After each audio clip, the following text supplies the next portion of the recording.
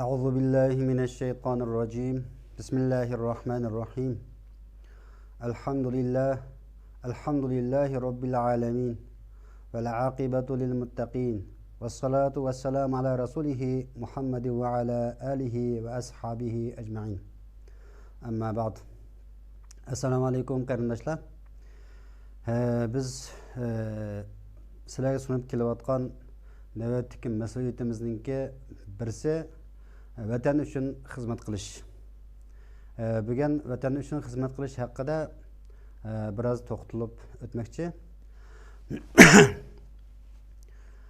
Hamda biz vatan desak, bu islomda vatanni suyish, vatan uchun xizmat qilish xuddi musulmonninki uning bilan aloqasi yo'qdek bir tuyg'uga kelib qolgan bir turkum qarindoshlarimiz yo'q emas. Ko'pincha musulmonlar vatan uchun xizmat qilishning o'zini islom uchun xizmat qilish, islom uchun qilingan xizmatninki tarkibiy qismi deb qaragan bo'lsa-mu, bir turkum qarindoshlarimiz bunda qaramayotgan bir ahvol bor. Shuning uchun qisqacha Qur'on va hadisdan buningki nazariy asosini o'tirib qo'yib o'tmoqchi. Demak, Alloh subhanahu va taolo Qur'on Karimda vatan degan bu atalg'uni diyar, dar deb Qur'onda aniq o'tirib qo'ygan. Demak, endi vatan har bir insonninki, har bir jonliqninki o'zi yashab o'sgan, shu yerda uzun muddat shu yerda makonlashgan, ya'ni kindiq qana to'kilgan bir joyni ko'rsatadi. Bu to'g'riliq endi ko'p bir izohatlar bo'lsa-mu, vatan haqida biz qisqacha tushuntirish va izohatlarni bermoqchi. Alloh subhanahu va taolo Qur'oni Karimda vallazina tabawwa'ud-dara val imana min qablihim yuhibbuna man hajara ilayhim wa la yajiduna fi sudurihim hajatan mimma utu wa yu'thiruna ala anfusihim walau kana bihim khasasa wa man yuqa shuhha nafsihi fa ulaika humul muflihun. Alloh subhanahu va taolo mana bu oyatda hijrat qilib borgan muhojirlar qarta tushirilgan oyat. Mush oyatda yana vallazina tabawwa'ud-dara val iman, dar. Yana Medineni vatan qilgan va iymoni cho mustahkam bo'lgan. Mushu keyingi hijrat qilib borgan sahobalardan ilgari borgan kishilar bular o'zlari qishga hijrat qilib kelgan kishilarni yaxshi ko'rdi va ularningki qalbida keyin kelganligi qarta ilgari burroq kelganlar bir hasadni, chidamaslikni qalbida cho bayqamaydi, ya qalbiga buni o'rlashtirmaydi dedi. Nimani o'rlashtirmaydi desa, ya'ni hasadni qalbidan chiqarib yetadi. Demak, endi bir yerga hijrat qilib borgandan keyin mayli iqtisodiy bo'lsin, mayli ijtimoiy bo'lsin, ma'lum ishlarda keyin kelganlar bilan burun kelganlar o'tirsida ba'zi uqishmaslik, ba'zi cho manfaat to'qinishi bo'lishi mumkin. Bu vaqtda mush oyatninki o'zida aniq o'tirib qo'yilgan vala yajiduna fi sudurihim hajatan mimma utu. Keyin kelgan muhojirlarga berilgan narsalarda o'zligicha bilinmaganlik uchun ular hasadni yoki bir o'chmanlikni bayqamaydi degan bo'ldi. Tafsirshunos olimlar shunday tafsir qilgan. Va yu'thiruna ala anfusihim walau kana bihim khasasa deydi. Mana bular endi o'zlaridan boshqalarni afzal ko'rdi. O'zining manfaatidan boshqalarning manfaatini a'lo biladi. Garchi ularda ehtiyoj bo'lsa-mu, o'zi qattiq qiyinchilikda bo'lsa-mu, bular boshqa qarindoshlarini a'lo ko'rdi degan bo'ldi. Endi ilgirki ansar hijrat qilib borgan muhojirlar va ashaga yerlik bo'lgan ansarlar bu o'zininki qo'ldan kelishicha keyin kelganligi sharoitni hozirlagan. Demak, bu oyatninki endi biz burunmi deb keldik. Oyatni tushunishda sababi nuzuli, ya'ni tushish sababi, hadisda yuz bergan sabablarni biz tushunmasak oyat hadisni xato tushunib olamiz. Oyat hadisninki yiltizi mushu daraxtninki yiltizga o'xshash nima desa sababun nuzul vurudul ahadis. Demak, sababun nuzul bilinmas bo'lmaydi.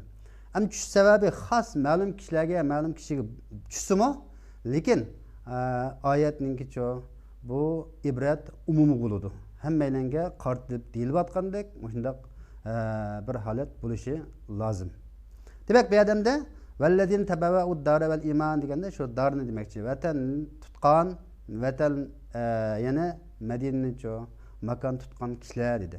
Ana buningki hijrat qilish sababini biz endi bek ko'p so'zlab ketmasakmi, nima sabab hijrat qilgan desa, diniy jihatda da'vat, o'qitish va ko'p diniy faoliyatlar to'sqinlik uchraganlikdan dinini saqlab qolish yuzasidan o'zininki tug'ilgan yerini va ochayotgan do'konlarini va huquqlarini tashlab sahobalar ayni vaqtda Makkadan Madinaga hijrat qilgan. Demak, mushliq qarta tushirilgan oyat. Endi va yusiruna ala anfusihim va law kana bihim khasasa deganda o'zlaridan boshqalarni avlo bo'ldi deganda buningki sababi nuzul to'g'riliq ikki xil rivoyat bor ekan. Buningda Payg'ambar akram sallallohu alayhi vasallam payg'ambarimizning atrofida qo'shiq tuyish badaliga kiyimi butun bo'lish yoki yerim bo'lsa-mu kiyimi bo'lish badaliga payg'ambarimizningki ish izlarini o'rgangan, hadislarini o'rgangan ashabus suhba deb bir turkum sahobalar bo'lgan. Demak, bu sahobadan birini payg'ambarimiz ma'lum bir ansarning uyiga avatgan. Demak, qo'saq och, shu yerga borgin degandan payg'ambar alayhisalom meni avatdi degan. Degandan bu uy egisi sahoba ayoliga yeydigan narsa bormi degan. Degandan yeydigan narsa faqatlam ballag'lam qolgan shu ballarning narsalari bor. Bizga mi yo'q? Ballarning yemeklik bor degan. Degandan ballarni siz bir amal qilib uxultib qo'ying. Bu mehmonimizni yana payg'ambar alayhisalom avatgan mehmonni kutib olmasak bo'lmaydi deb o'zimi chiroqni o'chirib shu mehmonni qusqini to'yg'izgan. Demak, endi biz hozir buni oddiy bir o'ylaymiz, biroq tamoqqa deymiz, lekin bu ocharchilik yuz bergan yoki yo'qsul vaqtlarda bu yemak-ichmak masalasimi eng chong bir masalaninki birisi. Bak, bu sabablik attiginasicho payg'ambar akram sallallohu alayhi vasallamga shu sahobaninki ish izlari xabar qilinib oyat tushgan demakchi. Yana bir oyatda bir sahobaga bir qo'yninki kallasi hadiya qilingandan bu sahoba o'zidan bakroq bir muhtoj sahobani biladi ekan, shu muhtoj sahobaga avatgan. U yana birisiga avatgan, shunday qilib 7 uyni bu aylangan deydi. Demak, mush jihatdan boshqa sababi nuzulimi bor, vaqt munosabati bilan buni bek sharhlamaymiz. Demak, mu'min musulmonlar nihoyatda shu o'zini o'ylash emas, boshqalarni o'ylashga asosliqcha buyurilganligi mana mushundan chiqib turdi qarindoshlarimiz. Demak, oyatning oxirida va may yuqashuha nafsihi fa ulaykum mutlihun dedi. Kimki o'zininki nafsining bexilligidan saqlansa, ana ashular ulargina nijot topquchi, ularga nijotlik erishguchi dedi. Demak, bu yerda biz tabawwa'ud dara val iman deganni biz tushunib olsak bo'ldi. Demak, endi vatan masalasi, endi nuqul holatdagi vatanparvarlik islomda, nuqul holatdagi iymondan, islomdan yiroqlashgan yoki guruhvoz bo'lgan va yoki bir razil maqsadlar uchun qo'llanilayotgan vatanparvarlikni islom tunimaydi. Masalan, vatanlarda vatanparvar, o kishi vatanparvar manda kishi deydi, bularchi desa, o'ziningki vataniga, diniga, millatiga ziyonkashlik qilib turib, o'zining bir shaxsiy manfaatini, o'zining bir qursqin deblam boshqalarni satgan kishilar shundoq deyiladi biz bilib. Yana bir oyatda Alloh subhanahu va taolo la yanhaakumullohu anil ladzina lam yuqatilukum fid-din va lam yukhrijukum min diyarikum an tabarruhum va tuqsitu ilayhim innalloha yuhibbul muqsitin.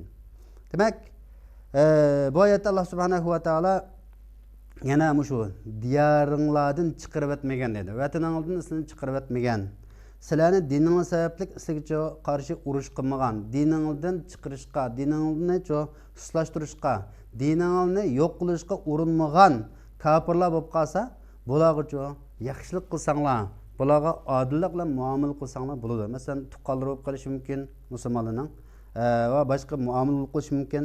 Endi kafir deganliklarning hammasini biz urushga tegishlik, hammasini biz bir jang qilish tegishlik deb tushunib qolsak bo'lmaydi. Kafir faqatlam tajovuzchi kafir. Demak, mushuningda tajovuz qildi demoqchi bu oyatning mazmuni. Nimaga tajovuz qildi? Dinimiz sababli bizni yurtimizni haydab chiqarib etdi.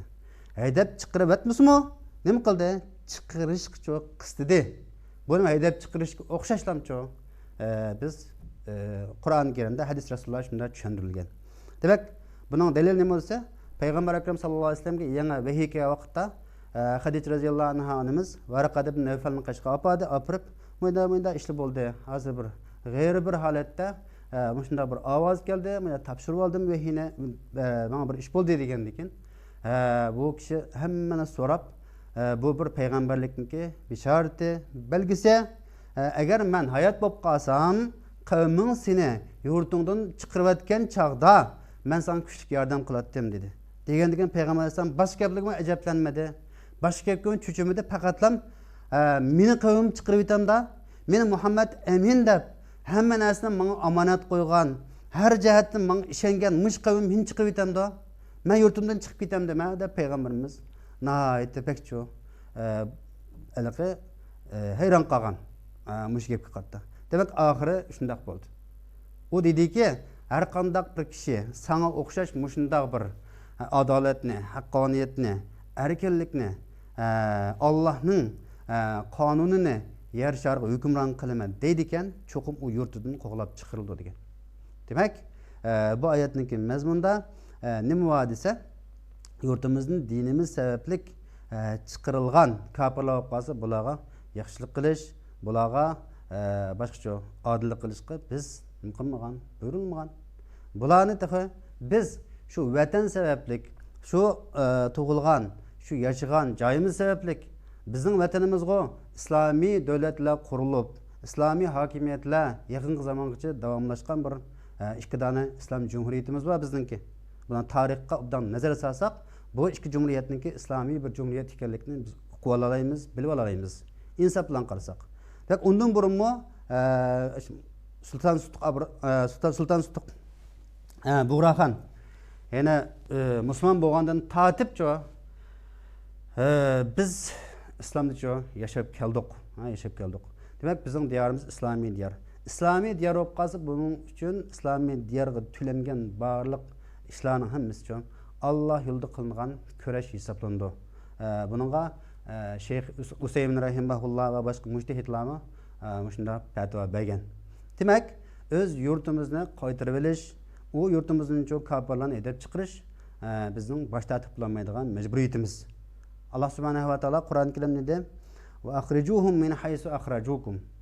Sizlarni chiqarib etgan yerdan ularni chiqarib etinglar.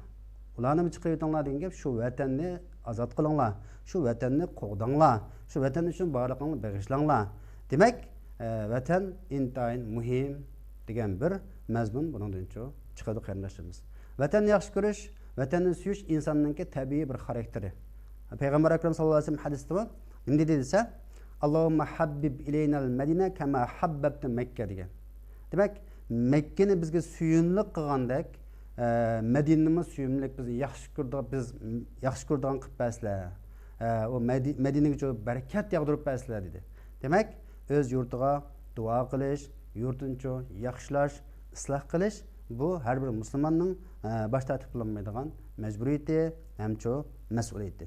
Demak, kafirlar bizga tajovuz qilmasa, bizningki tashviqotlarimizga to'salg'i bo'lmasa, bizga besim qilmasa, biz o'z dinimizda, erkinligimizda yashay olsak, ular bilan Payg'ambar akram sallallohu alayhi vasallam Makkadan Madinaga hijrat qilib borgan vaqtda, masalan, Yahudilar, boshqa musulmon bo'lmagan mushriklar, Madinalik, yerlik kishilar musulmonlar bilan birga nima qilgan desa, 47 moddalik bir asos qonun, ya'ni Vasiqatul Madina deymiz, Madina kelishimnomasini imzolagan. Madinaga kim tajovuz qilsa, buni o'rtaq qo'daymiz. Madinani biz o'rtaq bir makon qilib qurib chiqamiz degan bu tarixda aniq sahih dalil faktlar bilan bu aniq bo'lgan ish. Demak, Vasiqatul Madinaninki 27 moddasi maxsus desa mushrik va yahudiylar uchun tuzilgan. Qolganichi desa 20 moddasi shu musulmonlar va Madinaninki ahvoli to'g'riliq tuzilgan. Demak, biz endi vatanni ozod qilish, vatanimizni qo'g'dash bo'libmi islomiy diyor bo'lgan, islomiy rayon bo'lgan vatanni qo'g'dash bizning bosh tortib bo'lmaydigan majburiyatimiz ham mas'uliyatimiz. Yuqorqi oyatda deyildi: "Akhrijuhum min haysu akhrajukum." Sizlarni chiqarayotgan yerdan ularni qo'g'lab chiqaringlar.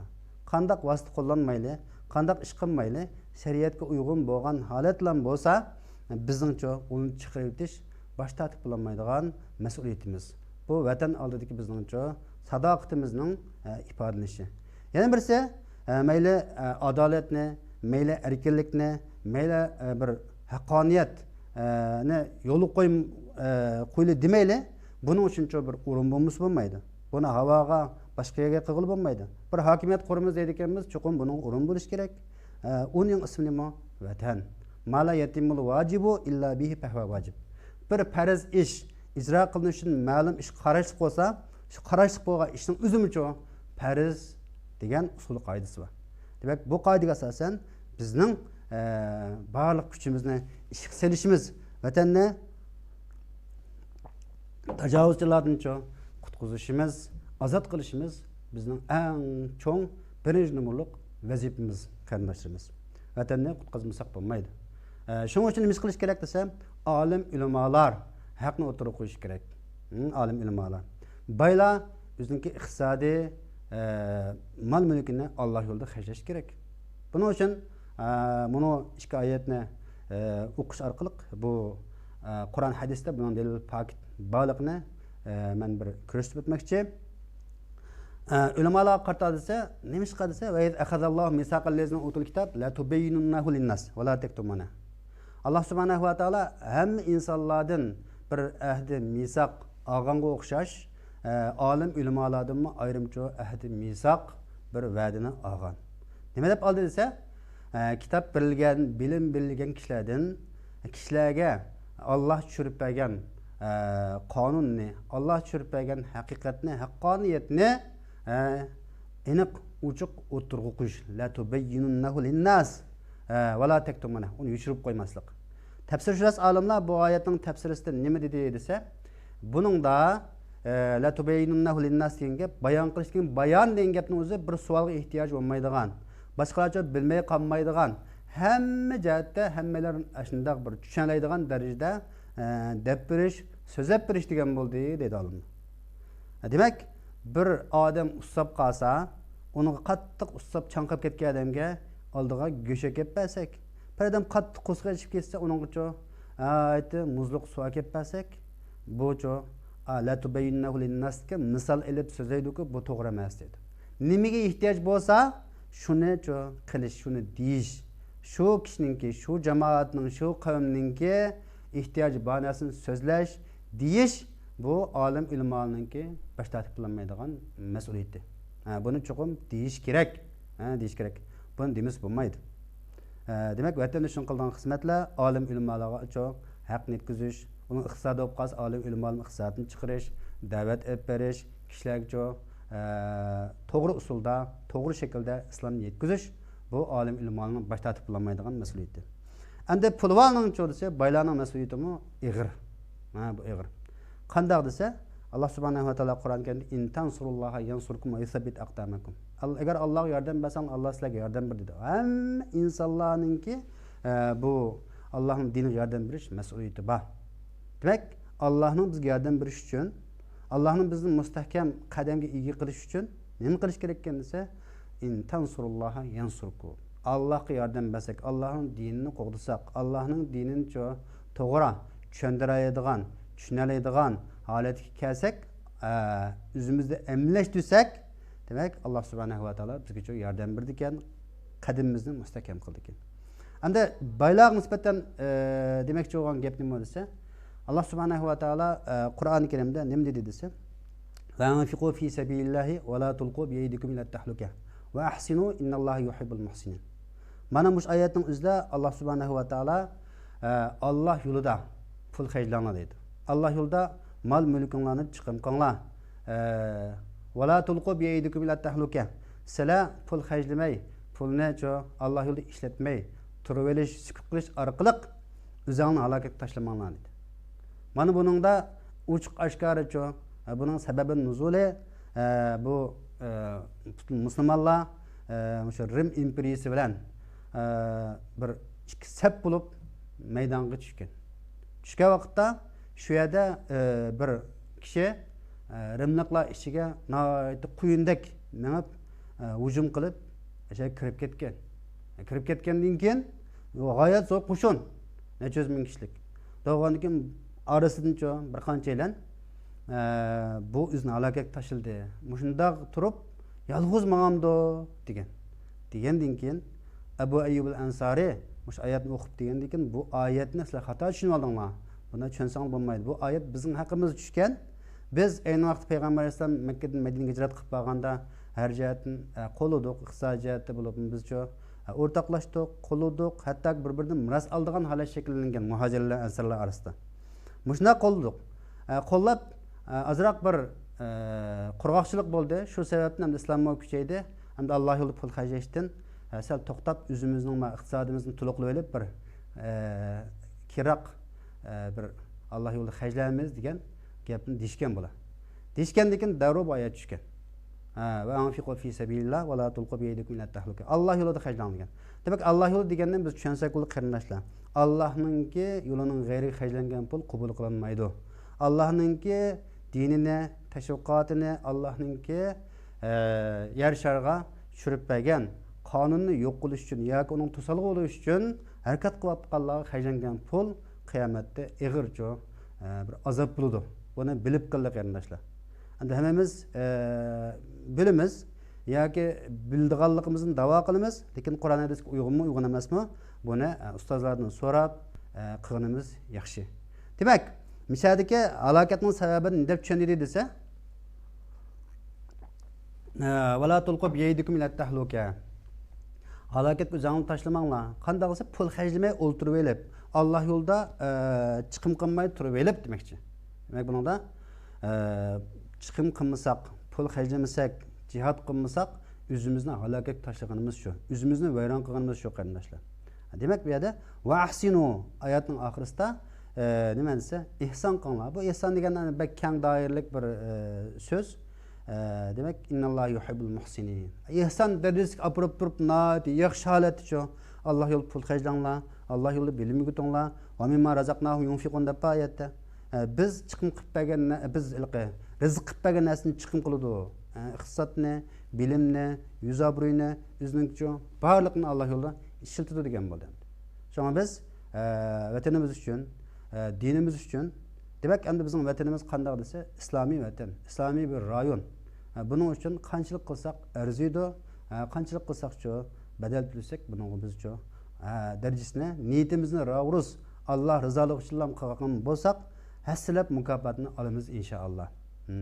Shunga biz bu yerda nima desa, demak, boshqa oyatni muvaqqat ukhrijna min diyarina va abnaina masalan. Ilgirki Musa alayhisolamninki qavmi to'g'riliq bir tushgan oyat bu. Buningda qanday desa, Musa alayhissalatu vassalam bu qavmni yetaklab boshlab o'zimi 10 yil boshqa berib, masalan, qo'y vaqti, undan keyin vatanni seg'indi, shu oilasini elib, onasi va tuqqanlar kirish uchun Misrga mangdi. Ming jarayonda payg'ambarlik keldi masalan. Vatanni seg'inish, vataniga buga ishtiyoq nihoyatda ilgirki ummatdan tartib bo'ldi masalan. İbrahim alayhissalom nima qildi? Robbij'al haza baladan aminan. Duo qildi. Ey Alloh, bu shaharni, bu yurtni, bu vatanni tinch xotirjam qilib bergin. Har turli mevlardan rizqlansin bu dedi. Mana mo'jiz kabi hozir hech narsa unmaydigan bir qaqasliq bir yerda nurg'unlagan mevlar, har xil boshqa yerda topilmaydigan mevchalar shu yerda boqiyandirsin. Shu duoning ijobat bo'lganligi. Demak, Musa alayhissalatu vassalam shu 10 yil qo'yib qo'yib, undan keyin o'zining vataniga qaytdi. Qaytdi. Demak, bu yerda ularning dedi وما لنا ألا نقاتل في سبيل الله وقد أخرجنا من ديارنا وأبنائنا فلما كتب عليهم القتال تولوا إلا قليلا منهم والله عليم بالظالمين. demek çoğun gap hamda bir ular dedi ki hamda biz nimiş biz uruş qilmaymiz. Biz urush qilsak bo'libdi. Sababi faqat uxrijna min diyarna. Bizning vatanimizni biz chiqarib etildik. Bizningki bolalarimizni-cho ayrildik. O'g'illarimizni o'ltirdi Fir'avn dedi. Lekin hozircho o'g'il qiz demay, cho'ng kichik demay, olim ulamo ziyoli demay, ayirmay hammani o'ltirayotgan, sulayotgan bu kofirga nisbatan biz o'ylab baqili qarindoshlarimiz. O'ylab baqili. Fir'avndanmi-cho necha asr oshirib o'tdi. Fir'avnni oshirib o'tganligining dalili Fir'avn o'g'illarni o'ltirsa, qizlarni-cho saq qo'ygandi. Fir'avn necha yuz ming kishininki aş o'zining shahardan chiqib ketalaydigan darajacho bosh qo'ygandi. Demak, Musa alayhisalom uni elibchi sirtqa elib chiqib ketgandi. Qizil dengiz bo'yiga elib mang'andi masalan. Shu darajada ishlar. Demak, Fir'avndan ig'ir bo'lgan zolim kofirga qarshi turish bizningcho qancha daraja ig'ir mas'uliyatimiz borligini buningdan tushunib olaylik qarindoshlar. Tushunib olaymiz. Demak, bulamim degan desa, biz nimish urush qilmaymiz. Dedi, oxirgi natija cho desa, falamma kutiba alayhimul qital. Ularga urush farz qilinibdi, belgilanibdi, tavallav dedi. Ular yuz o'rdi. Ozg'in kishilar qolib qoldi. Shimoil alayhisalomninki Musa alayhisalomdan keyingi payg'ambar, buning uchun biz podshohdan birini chiqarib bersang, biz birlashsak, o'qilsak, urush qilsak deb davronni jiqsaldi. Davronni jiqsagal uchun oxirida tavallav dedi. Ular keyiniga yondi. Bu andaken mandaken bana sebep köstüp demek pek çık gaqqigan, çık poatgan, çık sekirge adamның қолынан iş gelmeydiganligi mush ayetdan chiqib turdi qarindoshimiz. Shunga gapni jiq qilmayli. Biz gapni jiq qilib ishni qilmasak, o'chaqda gunohkor bo'lib qolamiz qarindoshimiz. Payg'ambar alayhisalom hadisda Bani Isroilninki ahvoli mening ummatimning ahvoliga bir oyog'ninki bir pay yeni pay qanday o'qishsa shunda o'xshaydi degan. Demak, bizda nurg'un ishlar bo'lyotdi. Qarindoshimiz. Vallohu alimun biz zalimin. Alloh taolo zolimlarni yaxshi bilguchi deydi. Shunga biz amalnimicho eng avlasini, eng muhimlarini tanlab qilaylik. Engcho Alloh rozi bo'lgan amalni-cho tep qilaylik qarindoshlarimiz. Demak, bizningki vatan haqidagi tushunchamiz, vatanimizga bo'lgan muhabbatimiz cho'qim bu iş lazım. Onun hizmetini çok iş lazım. Bu İslami bo'lgan vatanparvarlikni islomcho qo'llaydi. İslam bunun çok alayda mukofotlarni, ajrlarni o'rlashtirgan. Shunlashqa bizningki endi bu yerda ta'kidlab deb qo'ymoqchi bo'lgan gapimiz nima bo'lsa, vatan haqida Payg'ambar akram sallallohu alayhi vasallamning sahobalarga tushundirgan o'z ish faoliyatlarini ko'z tupagan ishlardimi nurg'unliq ishlar. Payg'ambarimiz masalan Mekke'den Medine'ye hicret kılıp qaytib şu Mekke'den Medine'ye menvatqa vaqtda igiz yerga chiqib turib, ey Mekke, sen shaharlarning, yurtlarning, vatanning eng suyimlik eding menga deb. Yana bir rivoyatda Allohga va menga eng suyimlik bir yurt eding. Sening qavming meni bu yerdan chiqarib o'tdi deb ko'zlarga yashagan qarindoshlar. Undan sirt Payg'ambar akram sallallohu alayhi vasallam Medinada yashayotgan vaqtda Qusayl raziyallohu anhu istiab degan kitobda kelgan bu. Mekke'ga berib kelgan. Kelgandan keyin Oysha raziyallohu anha onamiz o'chaqda hijoblanish farz qilinmagan vaqt Oysha raziyallohu anha Qusayldan Mekkening ahvoli qanday ekan, ular qanday turibdi, Mekke burunqidekmikan deb shunda savolni so'rab qizg'inlik bilan qig'iltirgan. Qilganda hozir daraxtlar yopirmoq chiqibdi, o'choblar unibdi deb ajoq tegib turibdi. Payg'ambarimiz hasbuk degan. Sana yeterlik bo'ldi dema deb payg'ambarimizning birozcho ko'ngli buzilgan ham bu demani jiq anglashuncha payg'ambarimiz xolamagan. Demak biz shuni tushunib olsak bo'ladi. U vatan tahi vaqtda mushriklarning diyarati, kofirlarning egallab turayotgan yeri. Bizning uchun esa ota-onamiz, tuqqanlarimiz, eng muhimi olim ulamolarimiz shu yerda. Ularga nisbatan bizning mas'uliyatimiz, majburiyatimiz shaxsiy manfaatimizdan voz kechib, umumiy manfaat uchun kurash qilish, birlashish, hamkorlashish, ittifoqlashish, vatan uchun barlig'imizni bag'ishlash, islomiy asosda harakat qilish har bir musulmonning bosh tortib bo'lmaydigan majburiyati. Va oxiru da'vana Enilhamdülillahi Rabbil alemin.